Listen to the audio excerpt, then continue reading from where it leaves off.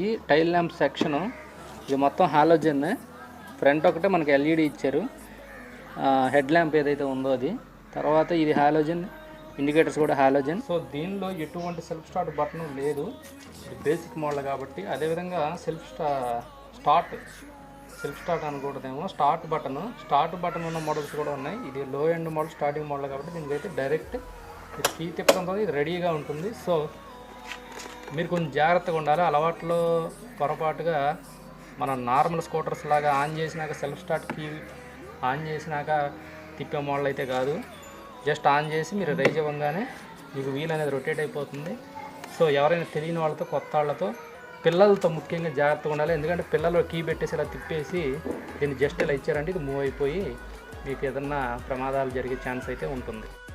Friends, ఇది hero flash electric scooter. మనం red colour అయితే తీసుకోవడం జరిగింది. స్కూటర్ అయితే ఇది కీతోనే మనం ఆపరేట్ చేయాలి.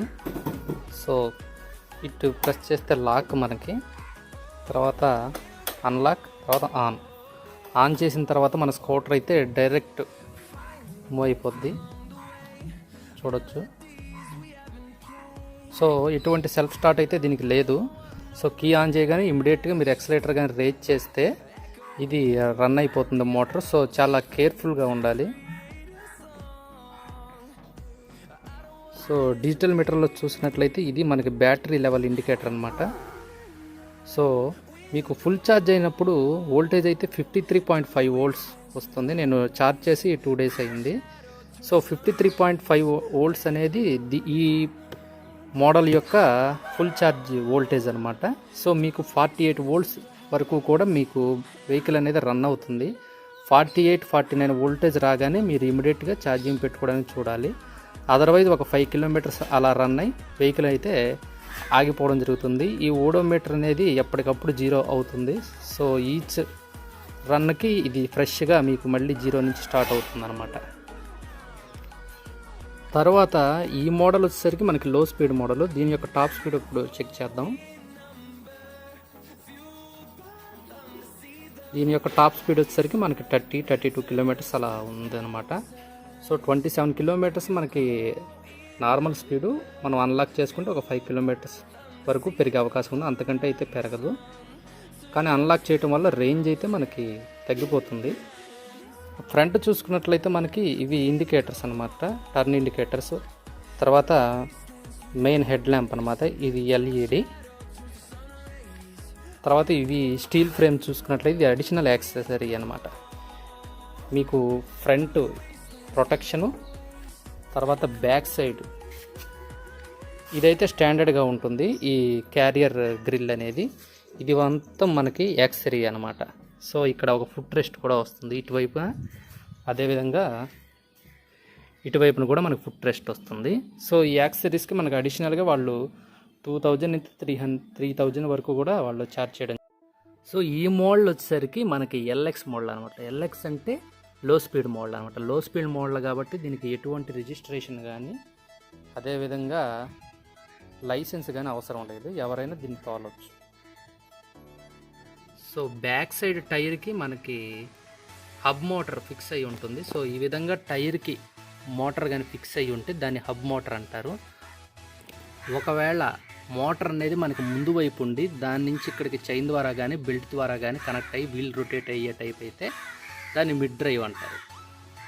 బెల్ట్తో కనెక్ట్ అయితే బెల్ట్ డ్రైవ్, చైన్తో కనెక్ట్ అయితే చైన్ డ్రైవ్. చాలా తక్కువ రేటింగ్ మోటార్. సో దీని కెపాసిటీ వచ్చేసరికి లోడ్ కెపాసిటీ 150 kg అనమాట. ఈ స్కూటర్కి 150 kg వరకు కూడా ఇది లోడ్ అనేది క్యారీ చేయగలుగుతుంది. మనకి బ్యాక్ సైడ్ చూస్తే ఎటువంటి నెంబర్ ప్లేట్ అవసరం లేదు, ఈ విధంగా 0 ఎంజిన్ ఉంటుంది. సో రిఫ్లెక్టర్ ఒకటి, so tail lamp, indicators both side. So right side కూడా చూడొచ్చు. షాక్ అబ్జర్వర్స్ యొక్క క్వాలిటీ చూడొచ్చు మీరు. సో నార్మల్ ఎలక్ట్రికల్ బైక్స్తో పోల్చుకుంటే కాస్త స్టాండర్డ్ క్వాలిటీ అనేది కాస్త తక్కువగానే ఉంది. సస్పెన్షన్, సో చాలా ఎలక్ట్రికల్ స్కూటర్స్లో సస్పెన్షన్ అనేది కాస్త తక్కువగానే ఉన్నట్టుగా కనబడుతుంది. ఫ్రంట్ మనకి 90/90 12 inch ట్యూబ్లెస్ టైరు, బ్యాక్ కూడా మనకి అదే టైర్ ఇవ్వడం జరిగింది. సో ఇది వచ్చేసరికి నాకు మెట్రో కంపెనీ ఇవ్వడం జరిగింది. సిఎట్ ఎంఆర్ఎఫ్ కూడా యూజ్ చేస్తున్నారు. ఫ్రంట్ సస్పెన్షన్ చూడొచ్చు మీరు, టెలిస్కోపిక్ సస్పెన్షన్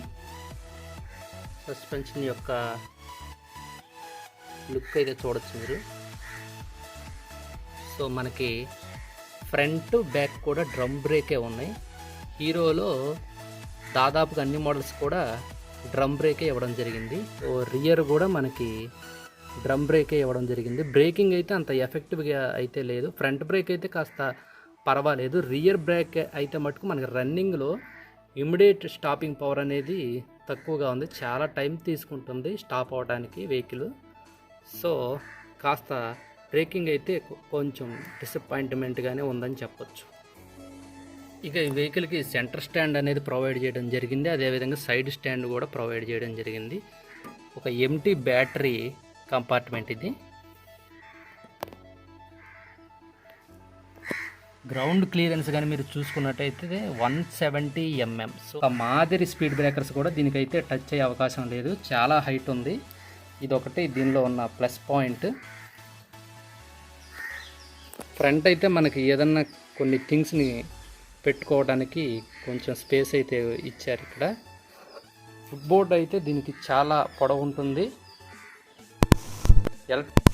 మోడల్స్లో ఇది ఒక పెద్ద ఫుట్ బోర్డ్ అని అయితే మనం చెప్పుకోవచ్చు. ఇక సీట్ అన్లాక్ విషయానికి వస్తే ఏళ్ళకి స్టార్ట్ చేసి కీ ఉందో దాంతోనే మనం సీట్ కూడా ఓపెన్ చేయొచ్చు. ఈ విధంగా అంటే సీట్ ఓపెన్ అవుతుంది. సీట్ ఓపెన్ చేస్తే ఈ విధంగా ఉంటుంది లుక్.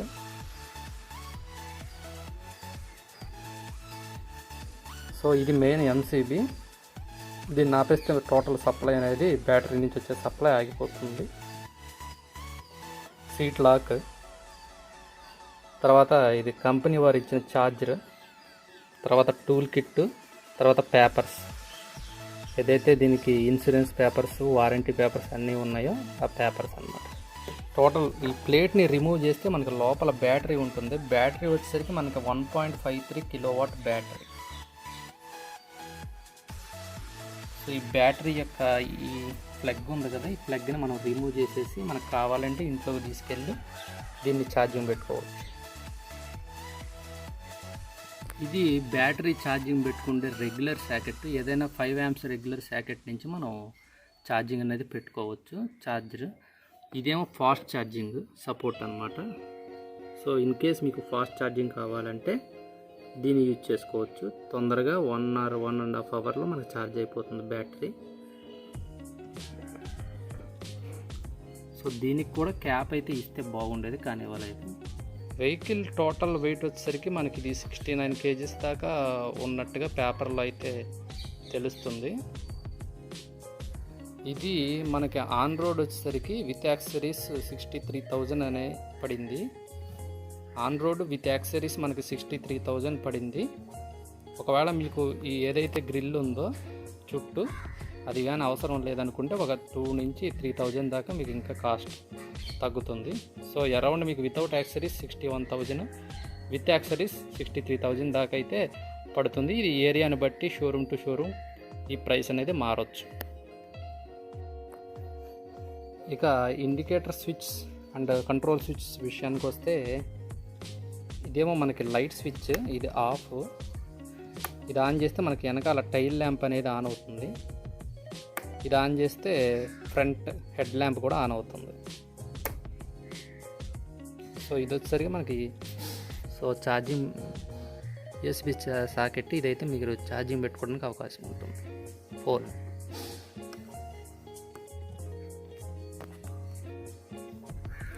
ఇది వచ్చేసరికి హై బీమ్ లో బీమ్ స్విచ్.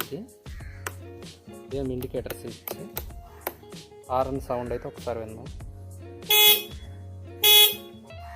ఇండికేటర్స్ ఆన్ చేసినప్పుడైతే మీకు ఎటువంటి సౌండ్ అయితే రాదు. మీకు ఇక్కడ డాష్ బోర్డ్లో అయితే కనపడుతుంది కానీ అంత విజిబుల్ అయితే లేదు ప్రజెంట్. సో ఇప్పుడు బ్యాటరీ అనేది ఎలా రిమూవ్ చేయాలో చూద్దాం.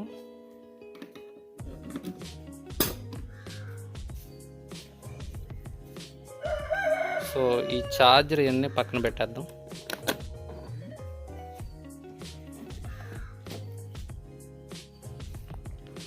సో ఇది బ్యాటరీకి హోల్డ్ చేసి ఉండడానికి ఒక స్ట్రాప్ అయితే ఇచ్చారు, దీన్ని రిమూవ్ చేయాలి.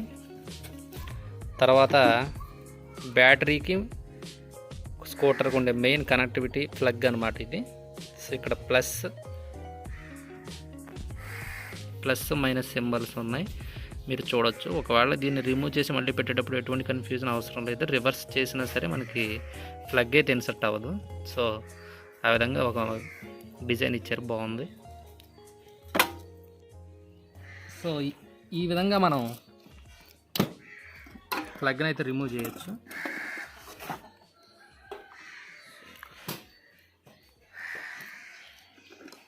ఇది బ్యాటరీ, మనకి హీరో కంపెనీ బ్యాటరీ ఇది. సో దీని రేటింగ్ వచ్చేసరికి 51.2 volts 30 ampere hour. సో ఇది వచ్చేసరికి దానికి సంబంధించిన నెంబర్, సీరియల్ నెంబర్. ఇప్పుడు ఈ బ్యాటరీని ఇది మన ఎక్స్టర్నల్గా ఛార్జర్తో మనం ఛార్జ్ చేసుకోవాలంటే ఈ ప్లగ్ ఉపయోగించాలి. ఛార్జర్ వచ్చేసరికి ఫుల్ ఛార్జ్ అయితే మనకు గ్రీన్ ల్యాంప్ వస్తుంది. So 220 volts 50 or 60 Hz frequency input అనమాట. రేటెడ్ అవుట్పుట్ వచ్చేసరికి 48.4 volts 6 amps DC. ఈ విధంగా ఛార్జర్ని మనం ఇందులో ఇన్సర్ట్ చేయాలి. ఈ విధంగా ప్లగ్ ఆన్ చేసాము. 25%, 15%, 75%, 100%. సో ఛార్జ్ అయిపోయినాక జాగ్రత్తగా ఇన్సర్ట్ చేసేస్తాం మళ్ళీ.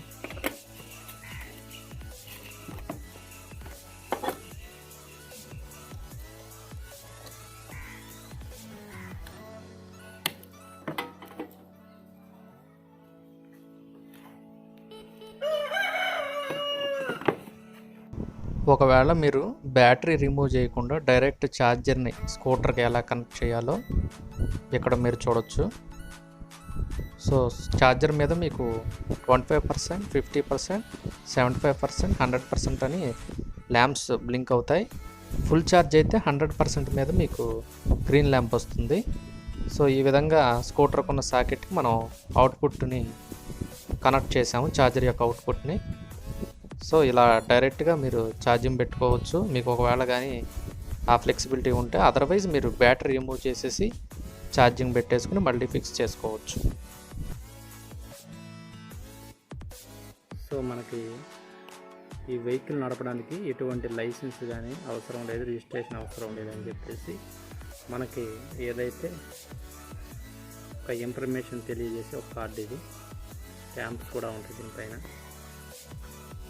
ఇద్దరు పర్సన్స్ని కానీ మనం కూర్చోబెట్టి నడపడానికి ట్రై చేసినప్పుడు ఈ మోటార్ ఏదైతే ఉందో ఇది బేసిక్ 250 watt మోటార్.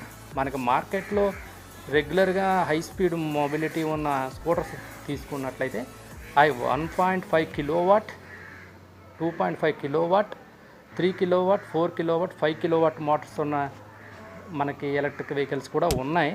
కానీ ఇది మట్టుకు 250 watt అంటే 0.25 kW అని వేసుకోవచ్చు. దీని నెక్స్ట్ మోడల్ HX అని ఉంటుంది, అదైతే 500 watt మోటార్ వస్తుంది. దీని మీద ఇంకొంచెం పికప్ కానీ అది కానీ బాగుంటుంది. ఇది చాలా లో కెపాసిటీ మోటార్ కాబట్టి బెటర్ మీరు 100 kgs కంటే ఎక్కువ లోడ్ అయితే వేయవద్దు. అప్పుడే ఇది బెటర్గా కొంచెం మీకు రేంజ్ ఇవ్వడం కానీ పికప్ కానీ బాగుంటుంది. ఇద్దరు పర్సన్ కానీ మీరు ఎక్కించి కానీ డ్రైవ్ చేసినట్లయితే మీకు ఛార్జింగ్ వాళ్ళు ఏదైతే చెప్తారో రేంజ్ ఒక ఫుల్ ఛార్జ్కి 80 kilometers వస్తుందని అది మీకు చాలా వరకు తగ్గిపోతుంది. ఇద్దరు పర్సన్స్ ఎక్కించినప్పుడు మీకు అది 40 kilometers అలా పడిపోతుంది. సింగిల్ పర్సన్ మీరు దీని యొక్క ఫుల్ స్పీడ్గానే వెళ్ళినట్లయితే మీరు సింగిల్ పర్సన్ మీద మీకు 60 kilometers లేదంటే 50 kilometers అలా వస్తుంది. మనిషికి వెయిట్ డిఫరెన్స్ ఉంటుంది కాబట్టి హైట్ వెయిట్ డిఫరెన్స్లో మీకు ఎంత లైట్ వెయిట్ దీని మీద లో క్యారింగ్ కెపాసిటీ అనేది ఎంత లోగా ఉంటే అంత బెటర్ మైలేజ్ వస్తుంది. అదేవిధంగా 20లో నడిపితే 20 లేదంటే 15 ఈ స్పీడ్లో నడిపినప్పుడు కంపెనీ వాళ్ళు చెప్పినట్టు చాలా మైలేజ్ అయితే ఫుల్ వస్తుంది. కాబట్టి ఆ స్పీడ్తో మనం నడపలేం కాబట్టి ఫుల్ థ్రాటిల్ ఇస్తాం. దీని ఫుల్ స్పీడ్ వచ్చేసరికి 27 km/h అనమాట. కొంచెం స్పీడ్గానే అన్లాక్ చేసినట్లయితే మనకి ఇంకొక 5 km, మ్యాక్సిమం 30 km/h కంటే ఇది లో స్పీడ్ మోడల్, బేసిక్ మోడల్ కాబట్టి అంతకంటే అయితే స్పీడ్ పోదు. 30 km స్పీడ్తో మీరు నడిపినట్టయితే ఫుల్ ఛార్జ్తో ఇది మీకు ఒక 40 km నుంచి 50 km మైలేజ్ అయితే ఇచ్చింది. నా వెయిట్ 82 kgs, 5 feet 10 inches ఉన్నాను నేను. సో కొంచెం ఆ లోడ్ ఎక్కువ వేసినప్పుడు కానీ, స్పీడ్ ఎక్కువ కానీ ఇచ్చినప్పుడు కానీ దీని యొక్క ఏదైతే రేంజ్ ఉందో అది తగ్గుతుంది. సో నార్మల్ వెయిట్ ఉన్న పర్సన్స్ కానీ, అదేవిధంగా 20-25 km/h స్పీడ్తో నడిపిన వాళ్ళకి ఇది బాగా మంచి బ్యాటరీ రేంజ్ అనేది ఇవ్వడం జరుగుతుంది. ఇది ఓన్లీ ఈ ఎలక్ట్రికల్ స్కూటర్ వరకు మాత్రమే ఇది వర్తిస్తుంది. ఎందుకంటే ఇది లో స్పీడ్ మోడల్. దీని బ్యాటరీ కెపాసిటీ వచ్చేసరికి 1.5 kWh kWh బ్యాటరీ అన్నమాట. సో ఈ లో స్పీడ్కి ఈ బ్యాటరీ సరిపోతుంది. సో మీకు ఇది లోకల్కి తిరగడానికి కానీ ఒక 30 km లోపు తిరగటానికి అయితే సింగిల్ పర్సన్కి అయితే చాలా బాగుంటుంది.